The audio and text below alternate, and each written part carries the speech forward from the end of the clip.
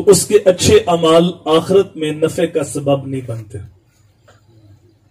یہ دور فتنے کا دور ہے۔ میرے حضور نے اس دور کی نشاندہی کی تھی کہ صبح کو بندہ مسلمان ہوگا، شام کو کافر ہوگا، شام کو مسلمان ہوگا، صبح کو کافر ہوگا۔ اس وقت اپنا ایمان محفوظ رکھنا اتنا ہی مشکل ہوگا جس طرح ہاتھ کی ہتھیلی پہ آگ کا انگارہ مشکل ہوتا ہے۔ شاید یہ وہی دور ہے، بے ادبی کی ایسی ہوائیں چل رہی ہیں، عقائد کو بگاڑا جا رہا ہے اور غیر محسوس طریقے سے سینوں سے ایمان کی دولت نکالی جا رہی۔ عقائد کا دوسرا نام ہے ایمان۔ اگر عقائد خراب ہو گئے تو آخرت میں اچھے اعمال نفع کا سبب نہیں بنے گے۔ یہ ہو سکتا ہے کسی کے نیک اعمال اس کے ایمان لانے کا سبب بن جائیں، لیکن بغیر ایمان کے اعمال اللہ کی بارگاہ میں قبول نہیں ہوتے۔ عرب کا مشہور شاعر فرزدق، اس کے دادا المجاشی رسول کریم صلی اللہ علیہ وآلہ وسلم کی بارگاہ میں حاضر ہوئے۔ ایمان قبول کرنے کے بعد عرض کی، بندہ نواز، میں نے اپنے قبیلے کی 70 بچیوں کو زندہ درگور ہونے سے بچایا ہے۔ شاعر تھا، نرم دل کا مالک تھا۔ جب کسی کے ہاں بیٹی پیدا ہوتی تو عرب کے دستور کے مطابق تو اس کو زندہ درگور کرنے لگتا تو میں اس کے آگے جا کے ہاتھ جوڑ دیتا، اس کو نقدی پیسے دیتا، اس کی کفالت اپنے ذمے لیتا۔ 70 بچیوں کو زندہ درگور ہونے سے میں نے بچایا ہے۔ یہ جو میں نے نیک عمل کیا زمانہ جہلیت میں، تو کیا اس کا مجھے صلہ ملے گا؟ تو میرے حضور نے فرمایا، تجھے صلہ مل تو گیا ہے کہ اللہ نے ایمان کی دولت سے مالا مال کر دیا۔ تو یہ ہو سکتا ہے کسی کے نیک اعمال اس کے ایمان لانے کا سبب بن جائیں، لیکن بغیر ایمان کے، بغیر اچھے سچے سچے عقائد کے اچھے اعمال آخرت میں نفع کا سبب نہیں بنیں گے۔ عقائد وہی سچے سچے ہیں جو صحابہ کرام کے، اہل بیت اطہار کے، اولیاء اللہ کے عقائد ہیں۔ دوسری چیز ہے عبادات۔ جو چیزیں اللہ نے فرض کی ہیں، واجب کی ہیں، ان کی پابندی۔ اگر آپ بزرگان دین کی تعلیمات کو دیکھیں، یہ سفر کا مہینہ ہے، حضرت مجدد الفیصانی علیہ رحمہ کی یادیں بھی اسی مہینے کے ساتھ وابستہ ہیں۔ میرے آپ کے امام بریلی کے تاجدار حضرت امام احمد رضا خان علیہ رحمۃ الرحمان کی یادیں بھی اسی مہینے کے ساتھ وابستہ ہیں۔ ان کی تعلیمات دیکھیں اور اس وقت جو انہوں نے کام کیا تو زیادہ ان کا زور ترجیحات پہ تھا کہ دین اسلام کے اندر جس چیز کو زیادہ ترجیح دی گئی ہے آپ بھی اس کو ترجیح دیں۔ دین اسلام میں اہم چیز فرائض ہیں، اس کے بعد واجبات ہیں، اس کے بعد سنتیں ہیں اور اس کے بعد مستحبات ہیں۔ اور اگر ہمارا دین مستحب سے شروع ہو کے مستحبات پہ ختم ہو جائے، فرائض کی ہم پرواہی نہ کریں، واجبات کی پرواہی نہ کریں، ہماری تقریریں، ہماری تحریریں، ہمارے مناظرے، ہمارے مجادلے مستحب کے گرد ہی گھومیں، تو پھر ہمیں بار بار سوچنا چاہیے کہ ہم کہاں کھڑے ہیں۔ تو پہلی چیز فرائض، اس کے بعد واجبات، اس کے بعد سنن اور اس کے بعد مستحبات۔ عبادات کو ملحوظ خاطر رکھیں۔ اور تیسری چیز ہے معاملات، حقوق العباد۔ اگر کوئی شخص عقائد بھی درست رکھتا ہے، عبادات بھی بجا لاتا ہے، لیکن وہ معاملات میں صحیح نہیں، حقوق العباد کا خیال نہیں کرتا، تو حدیث کی روح سے ایسا شخص جنت کے اندر نہیں جائے گا۔ شرک سب سے بڑا گناہ ہے۔ سب سے بڑا گناہ کیا ہے؟ بولیے کیا ہے؟ لیکن شرک توبہ سے معاف ہو جاتا ہے۔ ایک مشرک جب سچی توبہ کرتا ہے اس کی نئی زندگی شروع ہوتی ہے۔ شرک سب سے بڑا گناہ ہونے کے باوجود توبہ سے معاف ہو جاتا ہے، لیکن میرے بھائی کسی بندے کا مارا ہوا حق یہ توبہ سے بھی معاف نہیں ہوتا جب تک اس بندے سے معافی نہ مانگی جائے۔ تو حقوق العباد کا مسئلہ جتنا حساس مسئلہ ہے اتنے میں اس مسئلے سے بے خبر ہے. میرے حضور صحابہ سے پوچھتے ہیں صحابہ بتاؤ میری امت کا مفلس کون ہے, یعنی غریب کون ہے؟ مجھے کو پوچھے آپ کو پوچھے تو یہی جواب ہوگا, جس کے پاس اپنا مکان نہیں, جس کے پاس لباس نہیں, خوراک نہیں, وہی مفلس. یہی بات صحابہ نے کہی کہ جس کے پاس درہم و دینار نہیں وہ مفلس ہے. تو میرے آقا نے فرمایا نہیں, میری امت کا مفلس وہ ہے جو قیامت کے دن نیکیوں کے پہاڑ لے کے آئے گا, نمازیں, روزے, حج, زکات, صدقات, اذانیں, اقامتیں, تبلیغ, بہت کچھ, لیکن اس نے لوگوں کے حقوق دبائے ہوں گے. کسی کو تھپڑ مارا ہے, کسی کو گالی دی ہے, کسی کی زمین پہ قبضہ کیا ہوا ہے, اور بہن کو حصہ نہیں دیا, بھائی کا حق مار گیا, کسی کو گالی دی تھی. تو جن کے حقوق برباد کیے تھے وہ سارے آ جائیں گے. اب دینے کے لیے کچھ نہیں, اس کے بدلے اس کو اپنی نیکیاں دینی پڑیں گی. نیکیاں ساری ختم ہو جائیں گی, لیکن جن کے حقوق برباد کیے تھے ابھی بھی کھڑے, پھر ان کے گناہ اس کے کھاتے میں ڈال دیجئے. اس نے ساری زندگی چوری نہیں کی, چوری اس کے کھاتے میں پڑ گئی. اس نے ساری زندگی شراب نہیں پی, شراب اس کے کھاتے میں پڑ گئی. تو میرے حضور نے فرمایا یہ ہے میری امت کا غریب جو قیامت کو نیکیوں کے پہاڑ لے کے آئے گا, لیکن نیکیاں لوگ لے جائیں گے, اور یہ ان کے گناہوں کا بوجھ کندھوں پہ لے کے جہنم کے اندر جائے گا. تو حقوق العباد کا مسئلہ اتنا حساس مسئلہ ہے. حقوق العباد میں جو مقدم حق ہے وہ ذوی القربہ کا ہے, اور ذوی القربہ سے جو مقدم حق ہے جو خونی رشتہ رکھتے ہیں ان کا, اور خون کے رشتوں میں جو مقدم حق ہے وہ ماں باپ کا. اللہ تعالیٰ نے قرآن مجید میں ایک سے زیادہ مقامات پہ جہاں اپنی عبادت کی بات کی, ساتھ ہی متصل والدین کے ساتھ اس نے سلوک کرنے کا حکم ارشاد فرمایا. کہیں فرمایا وَقَضَىٰ رَبُّكَ أَلَّا تَعْبُدُوا إِلَّا إِيَّاهُ وَبِالْوَالِدَيْنِ إِحْسَانًا. کہیں فرمایا وَاعْبُدُوا اللَّهَ وَلَا تُشْرِكُوا بِهِ شَيْئًا وَبِالْوَالِدَيْنِ إِحْسَانًا. اللہ کی عبادت کرو, اس کے ساتھ کسی کو شریک نہ ٹھہراؤ, اور والدین کے ساتھ اس نے سلوک کرو. امام راضی لکھتے ہیں کہ انسان کی تخلیق کا سبب حقیقی اللہ تعالیٰ ہے اور سبب ظاہری ماں باپ ہے. اس لیے اللہ نے اپنی عبادت کے ساتھ ہی والدین کے ساتھ اس نے سلوک کرنے کا حکم ارشاد فرمایا. ایک صحابی حاضر خدمت ہو کے سوال کرتے ہیں آقا حسن سلوک کا زیادہ حقدار کون ہے؟ قال امک, فرمایا تیری والدہ. قال ثم من, آقا پھر کون؟ قال امک, پھر فرمایا تیری والدہ. قال ثم من, تیسری بار پھر پوچھا, تیسری بار بھی حضور نے ماں کا نام دیا. چوتھی بار صحابی نے پھر پوچھا ثم من, پھر کون؟ قال ابوک, فرمایا تیرا باپ. 3 مرتبہ ماں کا نام لیا اور چوتھی مرتبہ باپ کا نام لیا. علماء نے اس حدیث کی شرح میں لکھا کہ جو ماں ہے وہ اولاد کی پیدائش اور تربیت میں 3 اضافی مشقتیں اٹھاتی ہے.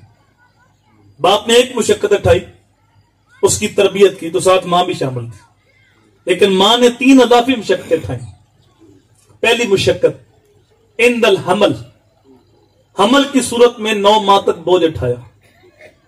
دوسری مشقت عند الولادت, جب بچہ پیدا ہوا, اور وہ مشقت ماں ہی جانتی ہے کہ اللہ کی ذات جانتی ہے. اندازہ ایک حدیث سے ہو سکتا ہے, ایک صحابی عرض کرتا ہے کہ میں نے اپنی ماں کو کندھوں پہ اٹھایا اور 6 میل تک لے کے گیا ہوں. پتھر اتنا گرم تھا, اگر اس کے اوپر گوشت کا ٹکڑا رکھا جائے تو جل کے کباب بن جائے. تو کیا میں نے اپنی ماں کا حق ادا کر دیا؟ میرے حضور نے فرمایا خدا کے بندے, جب تو پیدا ہوا تھا اس وقت جو درد کے جھٹکے تیری ماں نے سہے تھے, ابھی تو ایک جھٹکے کا حق بھی ادا نہیں ہوا. سبحان اللہ. تو دوسری تکلیف ماں وہ برداشت کرتی, اور تیسری تکلیف 2 سال تک اسے اپنا دودھ پلاتی. اس لیے ماں کا حق 3 بار اور باپ کا حق 1 بار. علماء نے ضابطہ یہ مقرر کیا ہے کہ اولاد کو چاہیے خدمت میں ماں کو ترجیح دیں, لیکن حکم میں باپ کو ترجیح دیں. باہر سے کوئی چیز لے کے آئے تو پہلے ماں کو پیش کرے, پاؤں دبانے تو پہلے ماں کے دبائے. لیکن گھر میں کوئی بات ہوگی, ماں کہتی ہے ایسے کرنا ہے, باپ کہتے ایسے کرنا ہے, دونوں کی باتیں متضاد ہیں. کس کی بات ماننے؟ اس وقت باپ کی بات ماننے. کیونکہ الرجال قوامون علی النساء، گھر کا حاکم ماں نہیں، گھر کا حاکم باپ ہے. سبحان اللہ. تو خدمت میں ماں کو ترجیح دی جائے اور حکم میں باپ کو ترجیح دی جائے. جن گھروں کے فیصلے عورتیں نہیں مرد کرتے ہیں ان گھروں میں رب کی رحمت نازل ہوتی ہے. اللہ نے مرد کو حاکمیت دی ہے. تو ماں باپ کو ویسے چاہیے کہ اولاد کو ایسی مشقت میں نہ ڈالیں. ایک محدث کہتے ہیں 30 سال ہو گئے ہیں میں نے اپنی اولاد کو کبھی کوئی حکم نہیں دیا اس ڈر سے کہیں وہ میری نافرمانی کر کے اللہ کی رحمتوں سے محروم نہ ہو جائے. اور ماں باپ راضی نہ ہو تو عرش کا رحمان کبھی بھی راضی نہیں.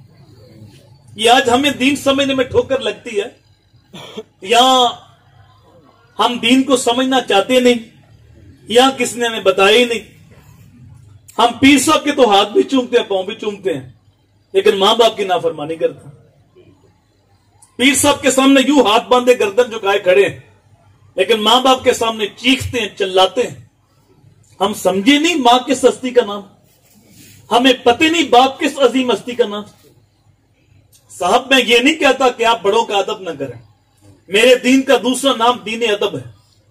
میرے حضور نے یہاں تک فرمایا کہ اس نے بڑوں کا ادب نہیں کیا، چھوٹوں پہ شفقت نہیں کی، لیسا منا، اس کا میرے ساتھ کوئی تعلق نہیں. سبحان اللہ. لیکن میرا پیغام یہ ہے کہ تمہارا سب سے بڑا پیر تمہارا باپ ہے، تمہاری سب سے بڑی پیرنی تمہاری ماں ہے. اگر ماں باپ کا دل دکھایا، ماں باپ کی نافرمانی کی، تو یہ مکے والا بابا تو شاہی کو نہیں، یہ پیڑھی والا بابا تو حیثیت ہی کو نہیں رکھتا. یہ 2 نمبر 4 نمبر 420 نمبر پیروں کی تو اوقات ہی کوئی نہیں. وقت کے ولی، وقت کے غوث بھی تمہارے حق میں دعا کریں تو ان کی دعا بھی تمہارے حق میں قبول نہیں ہوگی.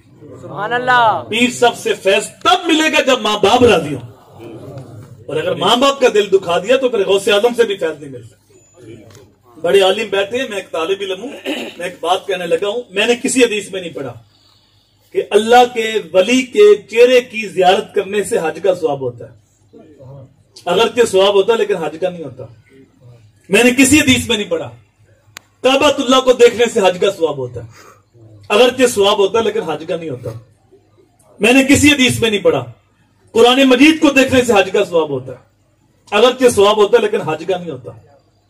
آپ 15 لاکھ روپے لگائیں پرائیویٹ حج کر کے آئیں لیکن گارنٹی کے ساتھ نہیں کہہ سکتے کہ میرا حج قبول ہے. سبحان اللہ. دعویٰ نہیں ہے. لیکن جس محبوب کا ہم کلمہ پڑھتے ہیں، جس نبی کے نام کی ہم نے محفل سجائی، اس محبوب کا فرمان ہے کہ ماں باپ وہ عظیم ہستیاں ہیں جس نے محبت کے ساتھ ماں کے چہرے کو دیکھا یا باپ کے چہرے کو دیکھا، اللہ اس کو مقبول حج کا ثواب عطا فرمائے. سبحان اللہ. اللہ اکبر.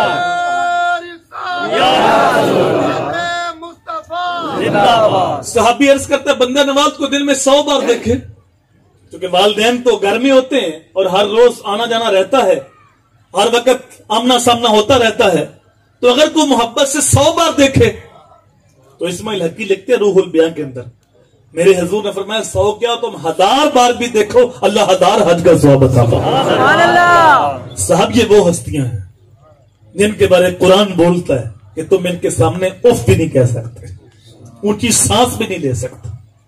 لیکن اس کے باوجود المیہ یہ ہے کہ 70% ماں باپ روتے ہیں کہ اولاد ہماری بات نہیں مانتی، اولاد ہماری نافرمانی کرتی، اولاد ہمارے حقوق کا خیال نہیں کرتی. تو صاحب ہوا یہ کہ آج ہر بندہ اپنے حقوق کی جنگ لڑ رہا ہے لیکن اپنے فرائض سے غافل ہے، اپنی ذمہ داریوں کو بھولا ہوا ہے. ہر بندہ چاہتا ہے میرے حقوق مجھے مل جائیں لیکن میری ذمہ داریاں کیا ہیں اس سے میں غافل. جو آج ماں باپ اپنے حقوق کی جنگ لڑ رہے ہیں ان کو ذرا سوچنا چاہیے کیا انہوں نے اپنی ذمہ داریاں پوری کی؟ انہوں نے اولاد کے حقوق پورے کیے؟ ہم نے دیکھا ہے جن ماں باپ نے اپنی ذمہ داریاں پوری کی ان کی اولاد ساری زندگی ان کے سامنے آنکھ بھی اٹھا کے نہیں دیکھتی. یہ بات سمجھے کہ صرف ماں باپ کے حقوق اولاد کے نہیں. اعلیٰ حضرت نے ایک رسالے میں اولاد کے تقریباً 80 حقوق بیان کیے. والدین کے حقوق شروع ہوتے ہیں جب اولاد بالغ ہوتی ہے، شریعت کی مکلف ہوتی ہے اس وقت. لیکن علماء نے لکھا ہے کہ اولاد کا ایک حق اولاد کے پیدا ہونے سے بھی پہلے، اور وہ یہ کہ ان کے لیے اچھی ماں کا انتخاب کیا جائے. سبحان اللہ. مرد دیندار ہو تو دین گھر تک پہنچتا ہے، عورت دیندار ہو دین نسلوں تک پہنچتا ہے. سبحان اللہ. میرے حضور نے فرمایا جب نکاح ہوتا ہے تو 4 چیزیں لوگ دیکھتے ہیں. یا عورت کا حسن دیکھتے ہیں، یا عورت کی دولت دیکھتے ہیں، یا عورت کی برادری دیکھتے ہیں. کہا میرے غلاموں تم نہ حسن دیکھو، نہ تم دولت دیکھو، نہ تم حسب و نسب دیکھو، تم صرف دینداری دیکھو. سبحان اللہ. دیندار عورت کون ہے اور کل میرے بچوں کی اچھی ماں کون ثابت ہو؟ کیونکہ ماں کی گود میں نسل پلتی. ماں مائی راستی ہو تو بیٹا فرید بنتا ہے، ماں ام الخیر ہو تو بیٹا غوث اعظم بنتا ہے، اور جب ماں فاطمہ ہو تو بیٹا حسین بنتا ہے. سبحان اللہ. وہ ایک ماں ہی تھی نا جو قاری صاحب کے پاس بچے کو لے کے آ گئی. قاری صاحب نے قرآن پاک کی تلاوت جب شروع کرائی تو 18 سپارے بچے نے زبانی سنا دیے. سبحان اللہ. کہا آگے پڑھو، کہا مجھے اتنا ہی آتا ہے. کہا جس قاری صاحب سے یہ پڑھا آگے بھی پڑھ لیتے. کہا میں نے کسی قاری صاحب سے نہیں پڑھا، بلکہ 18 پاروں کی میری ماں حافظہ تھی. جب ماں کے شکم میں تھا اس وقت بھی ماں سے قرآن سنتا تھا، جب ماں کی گود میں آیا اس وقت بھی ماں کی زبان سے قرآن سنتا تھا. ماں دودھ پلاتی تھی ساتھ قرآن پڑھتی تھی، ماں لوری دیتی تھی ساتھ قرآن سناتی تھی، ماں گھر کے کام کاج کرتی تھی، لبوں پہ قرآن کی آیتیں ہوتی تھی. یہ 18 پارے میں نے ماں کی گود میں یاد کیا. سبحان اللہ. یہی بچہ بڑا ہو کے وقت غوث شیخ عبد القادر جیلانی بنتا. وہ ایک ماں تھی جو کہتی ہے پتر نماز پڑھا کر. تو پتر کہتا ہے ماں نماز پڑھنے سے کیا ملتا ہے؟ کہا پتر شکر کی پڑیا ملتی. بچہ وضو کرنے جاتا ہے تو ماں شکر کی پڑیا مسلح کے نیچے رکھ دیتا. بچہ سلام پھیرتا ہے مسلح اٹھاتا ہے شکر کی پڑیا مل جاتی. اس وقت شکر ایسے تھی جس طرح آج کل چاکلیٹ. اب بچہ باقاعدگی کے ساتھ ہر روز 5 وقت نماز پڑھتا ہے. یہ تو بغیر مانگی شکر مل جاتی ہے 5 وقت. ایک دن ماں شکر رکھنا بھول گئی، کام گئی تھی، آتے آتے دیر ہو گئی. نماز کا وقت ہوا تو آنکھوں میں آنسو لے کے رب کی بارگاہ میں جولی پھیلائی. مالک میں نے بڑی محنت کے ساتھ بچے کے دل میں نماز کی محبت پیدا کی، میری محنت کو ضائع نہ کرنا. آنکھوں میں آنسو لے کے رب کی بارگاہ میں التجا کرتی، تیز تیز قدم اٹھاتی. گھر پہنچی، گھر آ کے پوچھا پتر فرید نماز پڑھ لی؟ تو بچے نے کہا ہاں ماں نماز پڑھ لی، لیکن آج تو نماز کا سرور بھی الگ تھا، آج شکر کا ذائقہ بھی الگ تھا. سبحان اللہ. ماں شکر رکھنا بھول گئی تو رب نے شکر عطا کر دی. سبحان اللہ. تو جب مائیں ایسی ہوں تو بچے پھر ایسی پیدا ہوتے ہیں. تو یہ اولاد کا پہلا حق ہے کہ ان کے لیے اچھی ماں کا انتخاب کیا جائے. بہت سارے حقوق یہاں اولاد کے بیان کیے گئے، لیکن میرے حضور نے فرمایا جب بچہ 7 سال کا ہو جائے مروا اولادکم بالصلاۃ وہم ابناء 7 سنین واضربوہم علیہا وہم ابناء 10 سنین. جب بچہ 7 سال کا ہو تو نماز کی تلقین کرو. جب 10 سال کا ہو جائے پھر بھی نماز نہیں پڑھتا، فرمایا پھر مار کے نماز پڑھاؤ.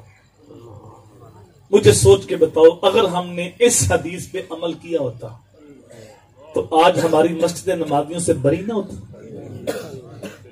آج 5% لوگ نماز پڑھتے ہیں، 95% لوگ بے نمازی. آج سکول آباد ہیں، کالج آباد ہیں، یونیورسٹیاں آباد ہیں، لیکن مسجدیں بے آباد ہیں. واحد قوم کی وہ پختہ خیالی نہ رہی، برق طبعی نہ رہی، شعلہ مقالی نہ رہی، فلسفہ رہ گیا، تلقین غزالی نہ رہی، رسم اذاں رہ گئی، روح بلالی نہ رہی. مسجد مرثیہ خواہ ہے کہ نمازی نہ رہے، یعنی صاحب اوصاف وہ حجازی نہ رہے. آج مسجد نمازیوں کا راہ تک رہی.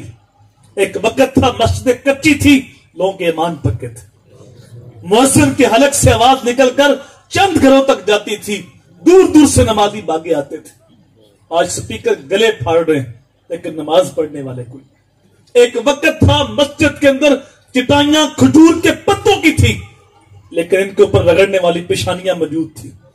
رات کے پچھلے پیر ان کے اوپر گرم گرم آنسو بھی گرتے تھے، لیکن آج مخملی کلیل پیچھے ہوئے لیکن نماز پڑھنے والے۔ سبحان اللہ۔ ایک سجدہ جسے تو گراں سمجھتا ہے 1000 سجدوں سے آدمی کو دیتا ہے نجات۔ جو اللہ کے حضور جھکنا جانتا ہے وہ کسی اور کے حضور نہیں جھکتا۔ آج سکول کس لیے آباد ہیں؟ اس لیے کہ ذمہ داری ماں باپ نے لی تھی۔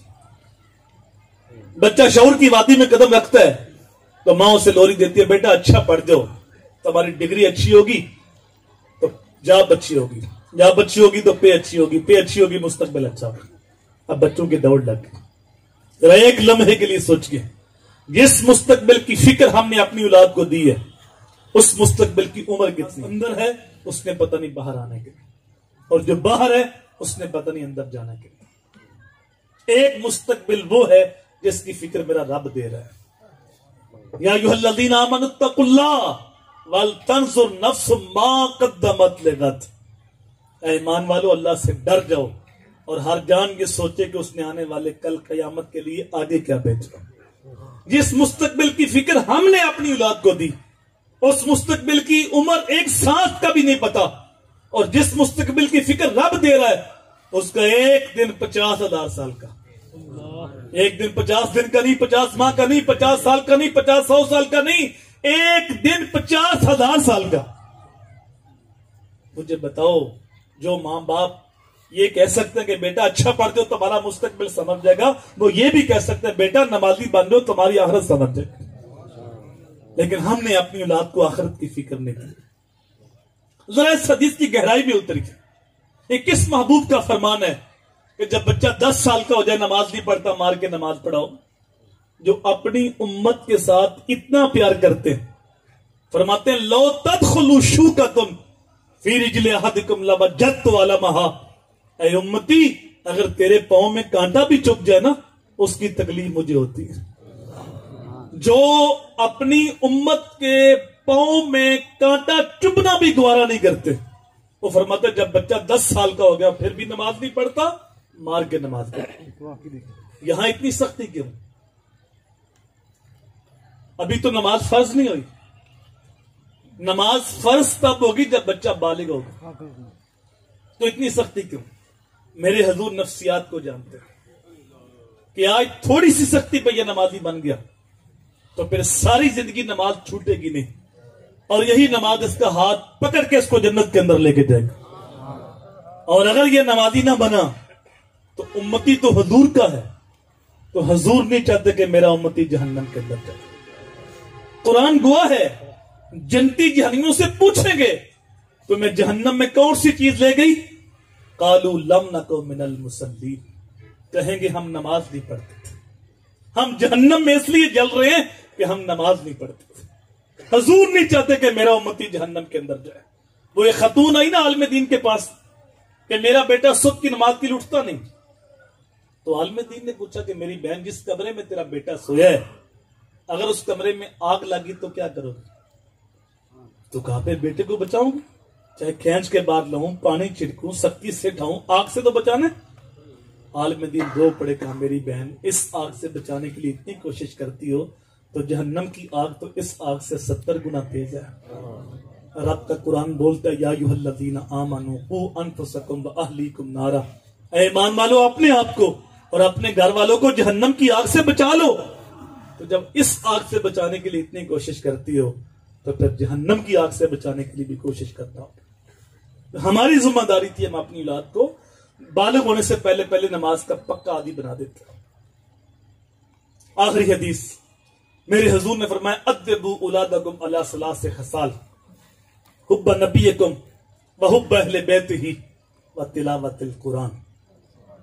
میرا ہر امتی اپنی اولاد کو 3 چیزیں لازمی سکھائے۔ یہ نہیں فرمایا کہ اپنی اولاد کو پلازے بنا کے دو، اپنی اولاد کے لیے مربے خریدو، یہ نہیں فرمایا کہ اپنی اولاد کو بلڈنگیں بنا کے دو، وہ ان کے جو مقدر کا ملنا ہی ملنا ہے، اس کے لیے ٹینشن نہ لو۔ صحیح حدیث میں آتا ہے جب بچہ ماں کے پیٹ میں 120 دن کا ہوتا ہے فرشتہ آ کے اس کی عمر بھی لکھ جاتا ہے، اس کا رزق بھی لکھ جاتا ہے۔ تم بطور باپ اپنی اولاد کو اگر کچھ دینا ہے تو فرمایا 3 چیزیں دو۔ سب سے پہلے فرمایا حب نبیکم، اپنی اولاد کو اپنے نبی کی محبت سکھاؤ.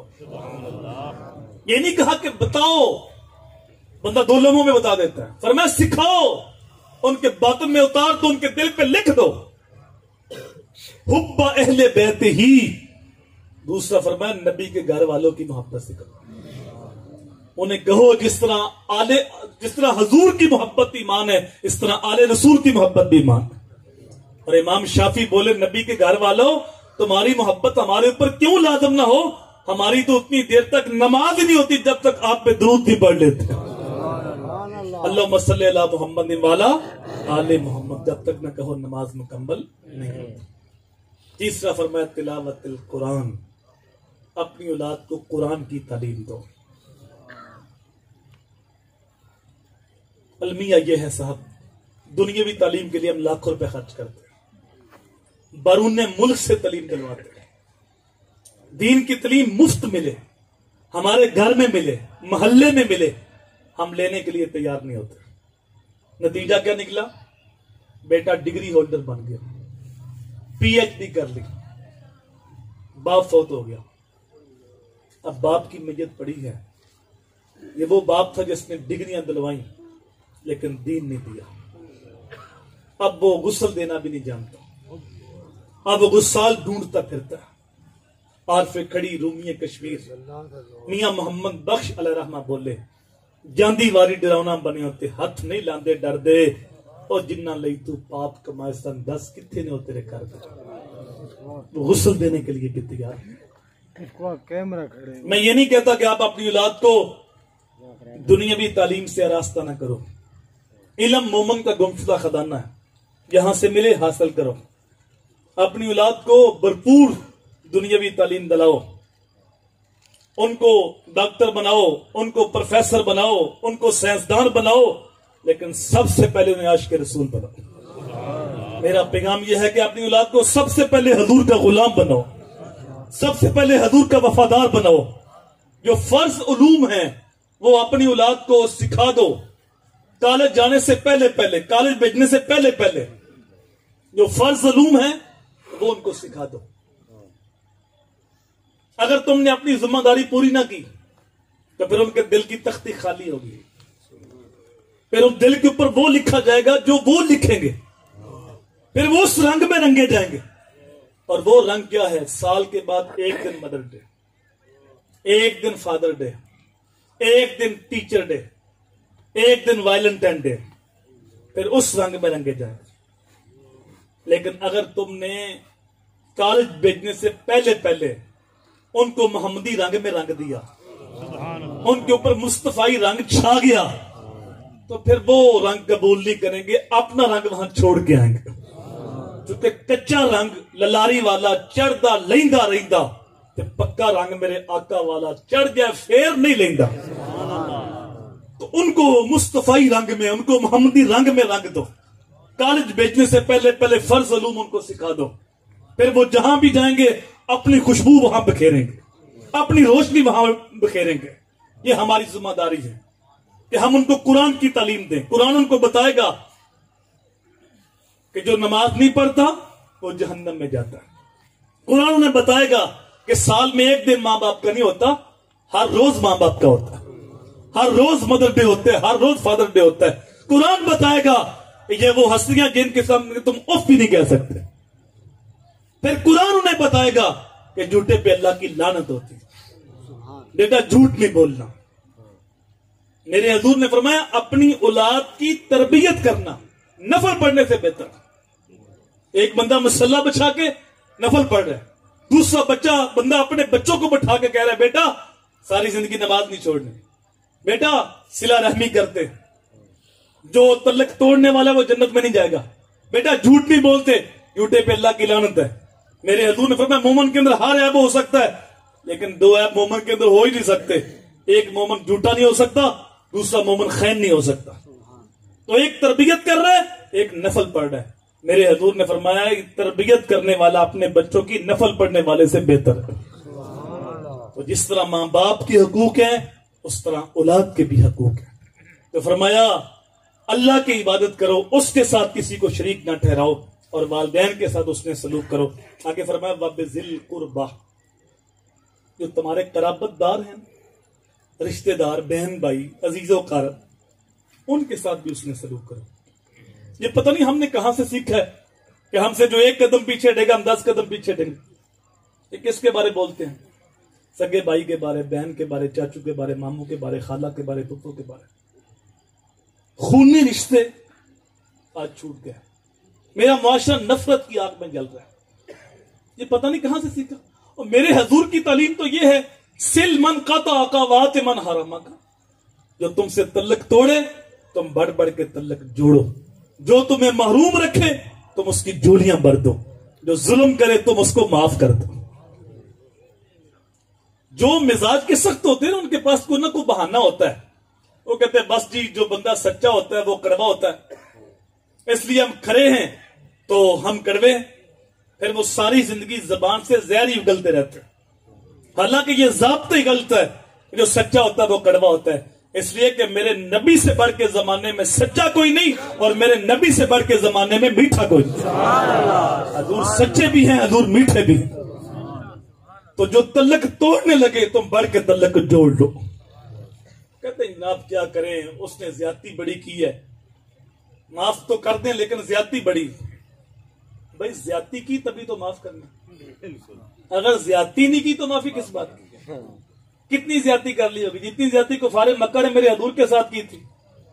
کیا راستے میں گڑے نہیں کھدے، کانٹے نہیں بچھے، نہ موافق حالات کے جکر نقطہ چینی کی آندیاں، بہتان تراشیاں؟ کیا میرے نبی نے شہر مکہ نہیں چھوڑا؟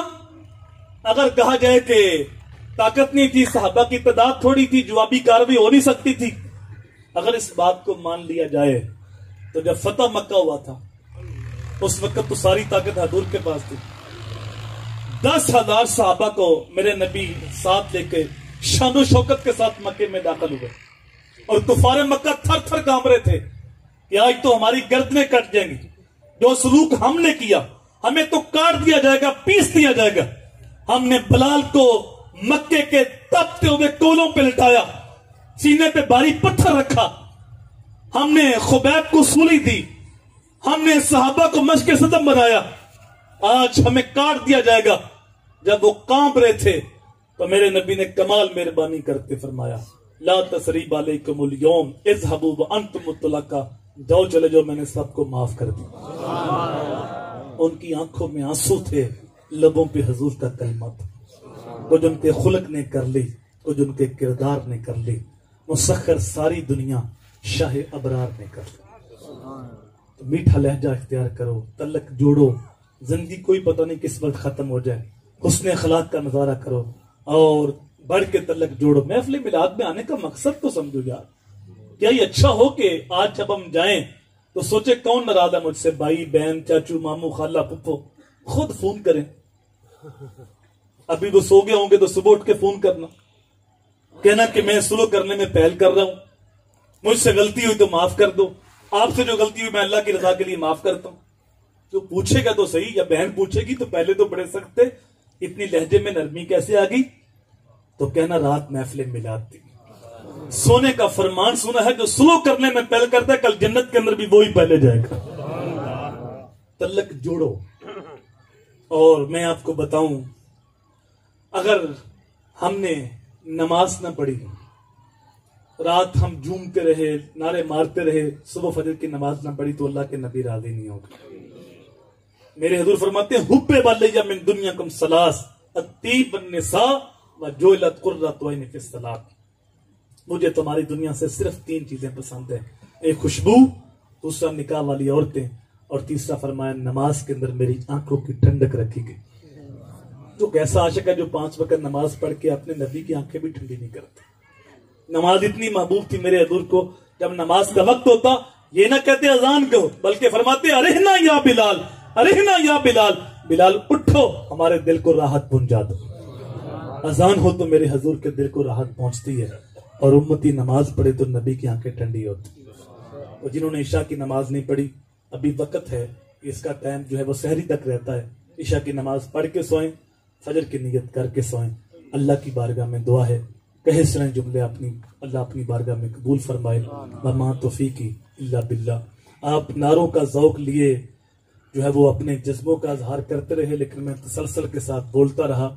لیکن میں اب چاہتا ہوں کہ نعرہ میں لگاتا ہوں اور آپ سارے جذبات کے ساتھ جواب دے لیں. آپ نعرہ تکبیر، نعرہ تکبیر، نعرہ رسالت، نعرہ تحقیق، عظمت و شان مصطفیٰ، رفعت و مقام مصطفیٰ، پاکستان، پاک فوج، ای محمد سے وفا تو نے تو ہم تیرے ہیں، یہ جہاں چیز ہے کیا لوح و قلم تیرے.